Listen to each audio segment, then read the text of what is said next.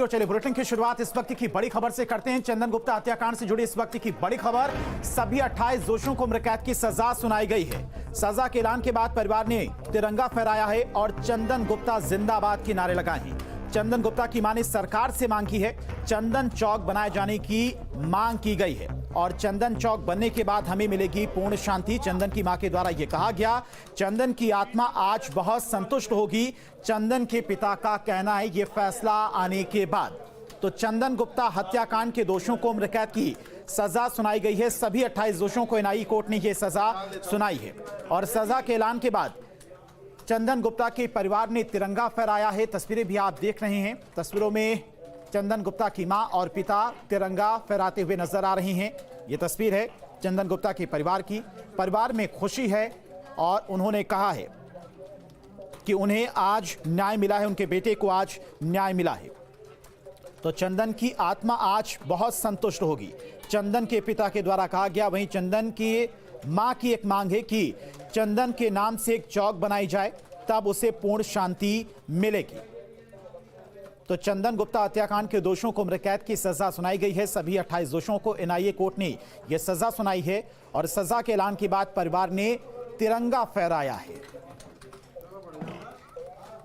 चंदन गुप्ता की मां हमारे साथ मौजूद हैं और 28 लोगों को उम्र कैद की सजा मिली है। कल से ये व्रत थी, जल ग्रहण नहीं किया था। आज हमारे साथ मौजूद हैं, से बात करते हैं। फैसला आया है माता जी, क्या कहना है? संतुष्ट है? हाँ, संतुष्ट हूँ। सजा मिली है लोगों को, लेकिन बहुत लंबा समय लड़ाई लड़नी पड़ी। घर में भी हमारे कुछ हो जाती थी, टेंशन बहुत हो जाती थी। घर में बातें करते थे, कभी कहीं ये लोग भागते सुप्रीम कोर्ट, कभी हाई कोर्ट, कभी एनआईए कोर्ट। तो ये सब संघर्ष रहा बहुत बड़ा जीवन में। और बेटा तो मेरा नहीं वापस आ पा रहा है, लेकिन चंदन के हत्यारों को सजा मिली, इस बात की खुशी है। और उसके नाम की शहर में रैली निकाली जाए और लोगों ने हंसी बहुत बनाई है, बहुत हंसी बनाई है कि नई यात्रा निकालने की अनुमति नहीं दी गई और हमने अपनी गणेश उत्सव मनाया। बहुत सारी बातें सुनी हमने, चुप रहे घर में। तो फांसी की मांग कर रही थी, लेकिन हाँ, मैं जिसने गोली चलाई उसको फांसी ही मिलनी चाहिए।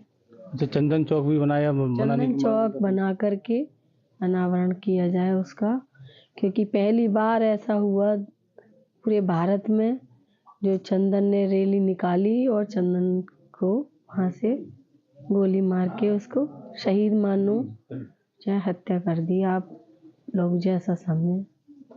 यदि चंदन की मां, इनका साफ तौर से कहना है कि चंदन चौक भी बनाया जाए। चंदन चौक बनने के बाद परिवार को पूरी तरह से संतुष्टि मिलेगी। निजी स्टेट के लिए मैं विशाल सूत्री, कासगंज। हमारे साथ विवेक गुप्ता है, जो कि पूरे इस लड़ाई के बीच में कई बार संघर्ष करना पड़ा। विवेक, आप कई बार आपके परिवार वाले धरना पे बैठे, बड़ी मुश्किलों से गुजरा। आखिर वो क्या क्या मुश्किलें थी जो आज की तारीख तक पहुँचे?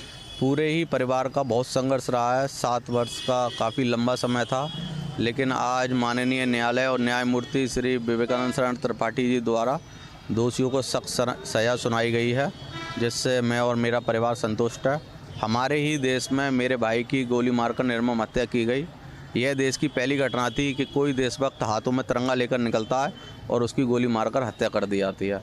विवेक, इस पूरे मामले में सबसे ज़्यादा अहम आपको ही माना गया, जो आपने पूरे अगर साक्ष्य के तौर पे कोर्ट में जो भी बताया उसी को सबसे महत्वपूर्ण माना गया। जी जी।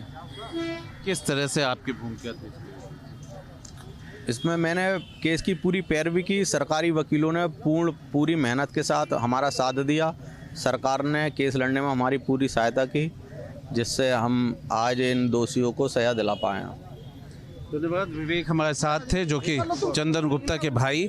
और महत्वपूर्ण बात यही है कि विवेक और उनका परिवार न सिर्फ चंदन गुप्ता के लिए लड़ता रहा, बल्कि मुश्किलों से होते हुए भी विवेक गुप्ता, जो कि खुद इस पूरे केस की पैरवी कर रहे थे, उस तिरंगा यात्रा में भी शामिल थे। और इनकी जो भूमिका थी, इनके जो साक्ष्य थे, वो सबसे महत्वपूर्ण कोर्ट ने माना और कोर्ट आखिरकार इस नतीजे पर पहुंचा कि सभी दोषियों को उम्र कैद की सजा दी गई।